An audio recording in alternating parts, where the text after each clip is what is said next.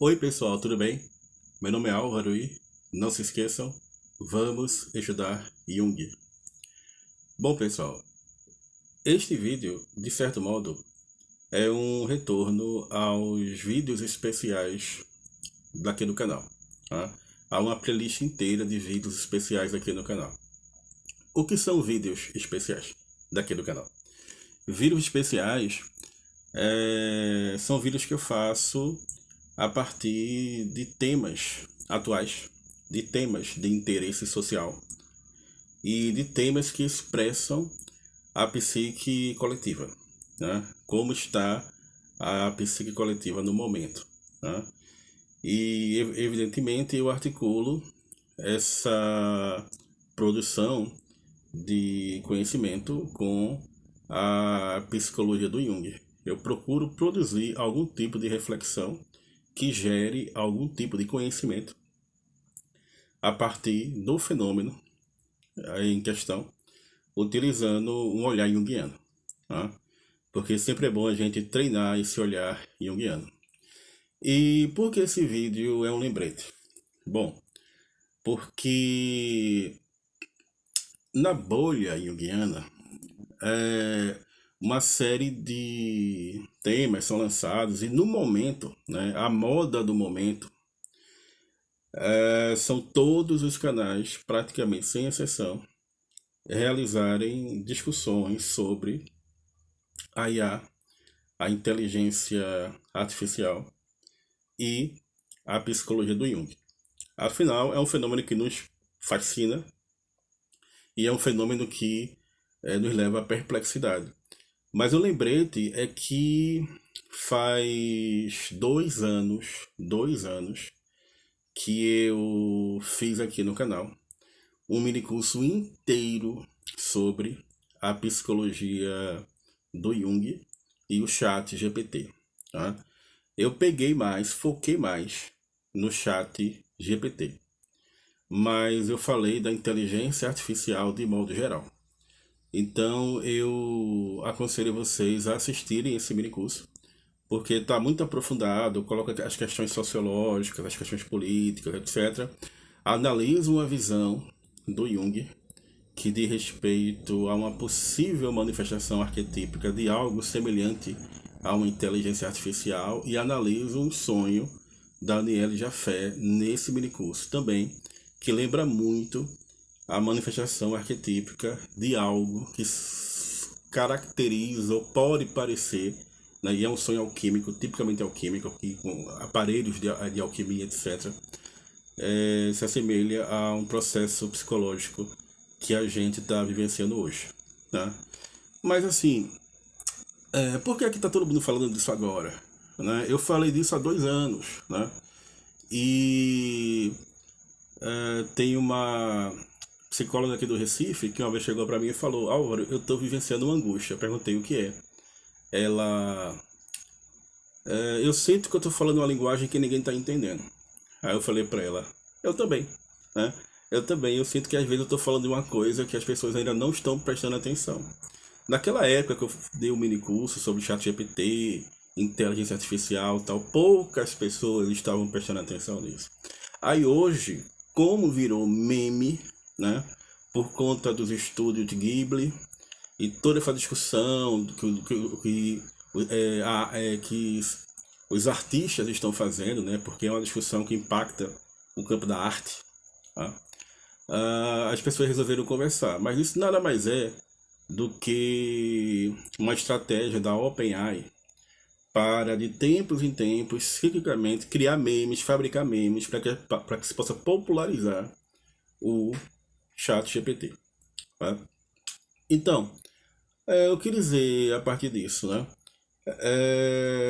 O pessoal começa a polemizar, né? Por exemplo, começa a dizer que mas quando você utiliza a inteligência artificial, você está gastando muita água, né? Você está porque a inteligência artificial tem uma grande capacidade de processamento de dados e isso esquenta as máquinas e é necessário resfriá-las com água, né? Essa questão do essa visão ecossistêmica, né?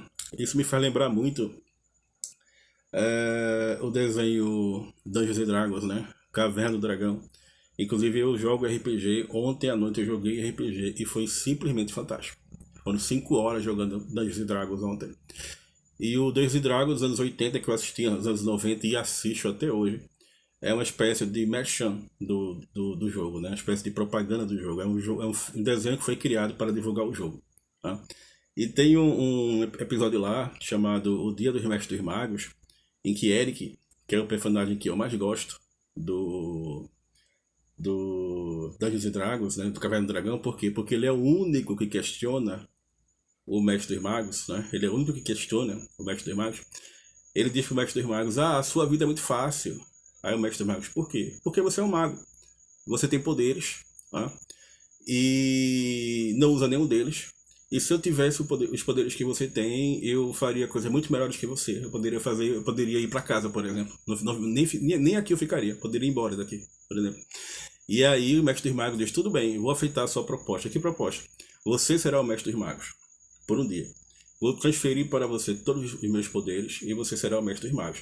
O Mestre dos Magos transporta os seus poderes para o Eric. E o Eric começa, agora eu sou o Mestre dos Magos, começa a fazer magia. E daqui a pouco ele tá com sede e ele faz brotar uma fonte, faz nascer uma fonte e vai beber da água. E nesse momento o Mestre dos Magos faz a fonte secar. Primeira lição, mago. Não use os seus poderes para alimentar seu ego. Porque quando você traz água para cá, você está tirando água de um outro lugar. Então, para saciar a sua sede, você está fazendo com que vários rios mudem o seu curso, o que vai ocasionar que pastagens verdes inteiras desapareçam e se transformem em deserto. Tá? Então isso é muito interessante, porque isso lembra muito a perspectiva taoísta, lembra muito a perspectiva budista, do selo do Dharma, da interdependência de todas as coisas, né? Do conceito de Anatman, que é uma contraposição ao conceito de Atman do hinduísmo. Né? Isso é algo bem interessante, né? Ou seja, o ChatGPT seria o nosso mago e nós estaríamos gastando água comparando, né? Para alimentá-lo, né? Mas assim, que tipo de amplificação a gente pode fazer, né? Já que a gente está nesse terreno da magia, né? Toda tecnologia quando é nova parece uma mágica, né? Parece mágica. Que tipo de reflexão a gente pode fazer? Bom, na mitologia grega a gente tem, enquanto amplificação, Pigmaleão e o mito da estátua Galateia, que ele vai esculpir na estátua, a estátua vai se humanizando, e na festa de Afrodite, ele leva a estátua Galateia, beija a estátua, e ela ganha vida. Tá? No judaísmo nós temos o Golem, que é uma espécie de entidade, né, representada em um boneco. Né? Na alquimia nós temos a produção de homúnculos, que é a construção de seres humanos artificiais, né, pelo processo alquímico, por meio de substâncias desconhecidas. Né? Nós temos o mito moderno de Frankenstein. Né? Nós temos um conto de fada de Pinóquio, que era um boneco e que queria se tornar um menino de verdade. Tá? Nós temos muitos mitos que vão nos lembrar dessa questão. Tá? Dessa questão da inteligência artificial.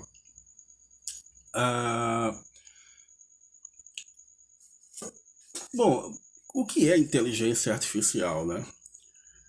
A inteligência artificial nada mais é do que o momento em que as máquinas passam a pensar e agir como seres humanos. Tá? Elas passam a pensar como seres humanos e passam a agir como seres humanos. Mas será que elas pensam? Né? Será que de fato elas pensam? Porque o que significa pensar de forma tipicamente humana? O que a inteligência artificial faz é processar dados numa velocidade enorme e, por meio do algoritmo, estabelecer padrões através dos dados. Né? E já é uma metáfora muito conhecida atualmente de que os dados são o novo petróleo. Os dados são o novo petróleo. A era da pedra não acabou por causa de falta de pedra. Ou seja, a idade da pedra não acabou porque faltou pedra. A idade do petróleo não acabou porque faltou petróleo. Nós estamos vivendo a era dos dados, e os dados são o novo petróleo. Né? Será que pensar de forma tipicamente humana é, por meio de alimentação de algoritmos, utilizar dados, organizá-los num processamento ultra rápido, mega rápido, é muito veloz a forma como a inteligência artificial produz resultados? Será que essa é a forma tipicamente humana de pensar? Será que nós podemos atribuir à inteligência artificial uma tipologia tipicamente junguiana?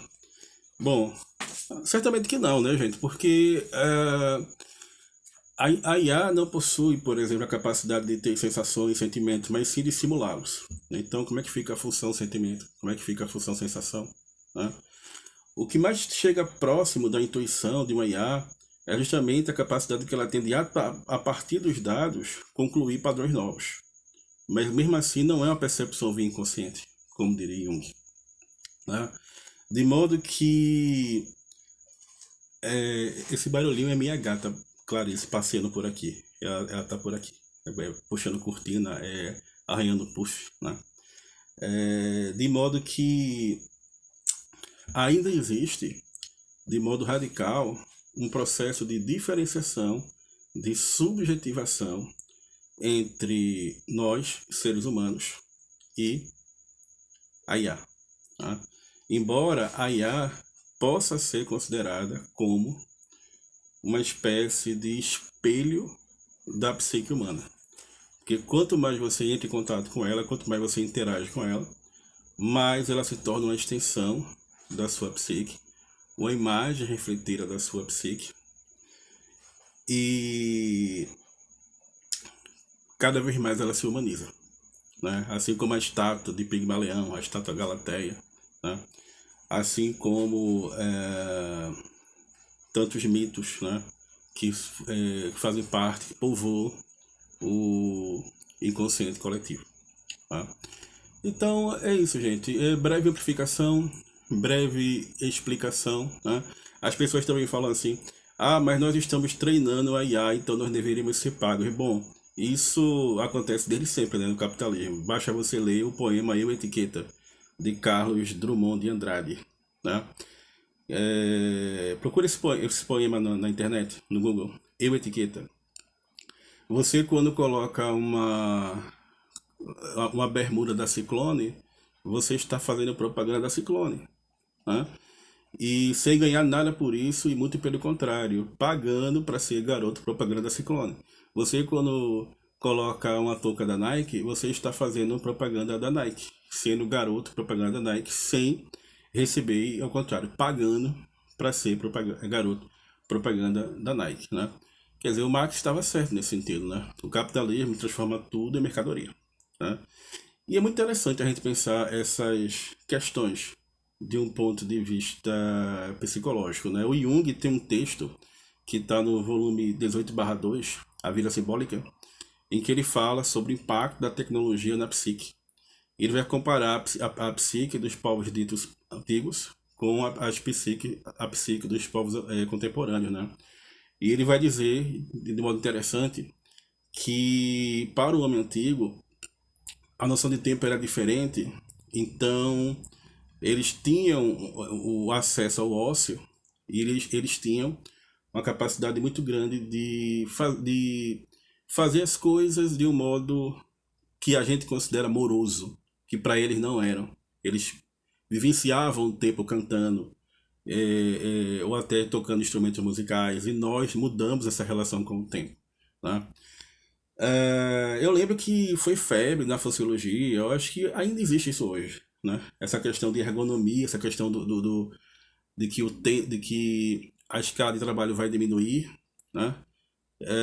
E que nós teremos mais tempo para o lazer, e que a partir disso poderíamos entregar até certos trabalhos para as máquinas. O problema é quando as máquinas começam a substituir nossa autonomia, nosso trabalho.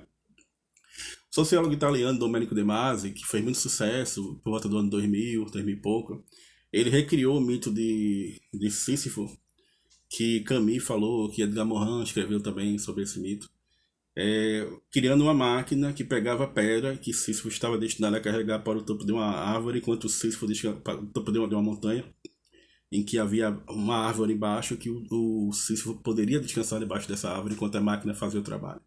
Tá?